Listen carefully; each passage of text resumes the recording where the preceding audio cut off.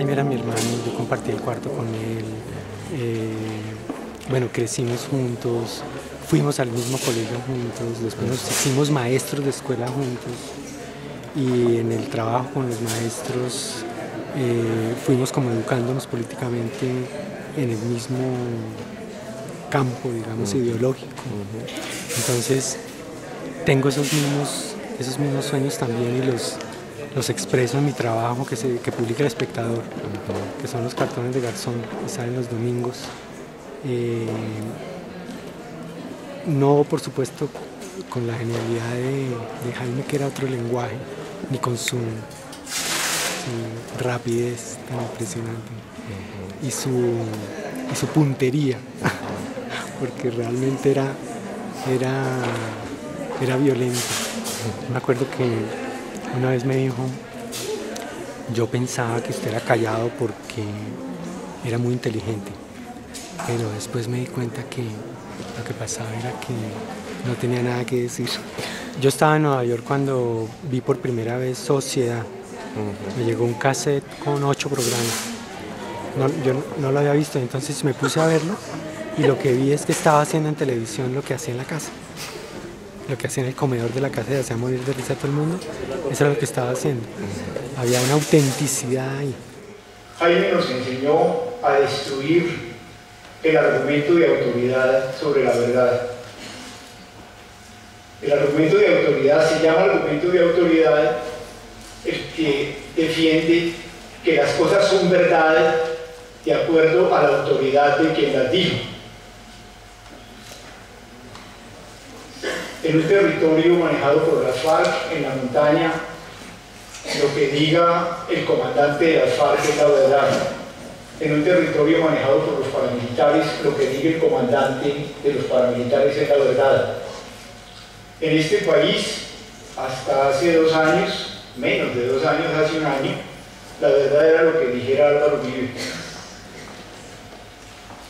En los periódicos la verdad es lo que digan o manden decir los dueños de los periódicos. Y Jaime nos enseñó que se pasaba por encima de todos los argumentos de autoridad. La verdad se busca con el corazón, la verdad se busca con el esfuerzo de la inteligencia y de la investigación, la verdad se la pone descaradamente en público, la verdad no se subordina a nada. Por eso Héctor Elí, el portero del edificio Colombia, era el hombre que decía las verdades y se las decía a todos los que vivían en ese edificio y sobre todo al que vivía en el penthouse de arriba. Mi padre y Jaime Garzón fueron amigos. No recuerdo ni sé exactamente en qué circunstancias forjaron esa amistad, pero intuyo que giraba en torno a la obsesión mutua y a la pasión mutua por buscar la paz en Colombia. Recuerdo que se encontraban, dialogaban sobre eso, porque Jaime era un incansable luchador y creador de espacios para la paz en Colombia. Y había recibido una llamada de Jaime para que nos reuniéramos con algunos y con algunas a estudiar y a trabajar de qué manera lográbamos algún acercamiento que permitiera por parte del Ejército de Liberación Nacional, ELN, la entrega de los rehenes que había en ese momento. Cuando yo estuve secuestrada, después de 8 días de secuestro, a las 2 de la mañana, en el sitio donde yo estaba, en el suelo, apareció Carlos Castaño. Y entre muchas de las cosas que él me increpó, porque supuestamente esa era una especie de juicio antes del fusilamiento, me preguntó por Betún. Yo pues realmente no sabía quién era Betún, yo no sabía que a Jaime le decía Betún por lo de la caja de embolaje. Y me mostró las grabaciones de sus conversaciones telefónicas. Y me mostró además, pues obviamente, las grabaciones de mis conversaciones telefónicas, todas, que tenían que ver precisamente con llamadas al Ejército de Liberación Nacional, a Pacho Galán y a Felipe Torres, soy Carlos Dávila en ese momento, para trabajar, para buscar la manera de que se pudiera dar la liberación, pero para insistir en ese gobierno fundamentalmente por un diálogo, por una búsqueda política en las soluciones que requiere el país. Y pude ver el odio, pude ver las mentiras además que habían en sus palabras, que no eran otra cosa que lo que le facilitaban a Narváez, que hoy está preso, para decirle que él y yo hacíamos parte de la guerrilla, de que yo en ese momento era la tesorera del ELN y la jefe de relaciones diplomáticas del ELN en toda Europa, y que la plata además se la robaba Garzón y yo la facilitaba. Cuando yo fui liberada y me salvé fortuitamente del fusilamiento, donde estaban la mayoría de los que hoy están en las cárceles, me fui al patio a almorzar, con el pretexto de almorzar con un amigo a ver si veía a Jaime. Y efectivamente me encontré con Jaime como a la 1 de la tarde. Y le pude decir: Jaime, yo creo que a mí me liberaron y a ti te van a matar.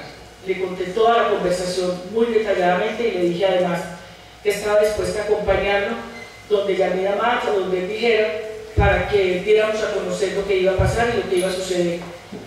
Y lo vi muy preocupado, lo vi muy triste, y me dijo: ¿por qué? Yo le dije: por nada, porque no creo que lo que tú hagas o lo que yo haga o lo que hagamos merezca no solamente el señalamiento y mucho menos la pena de muerte, que es lo que te piensan infringir.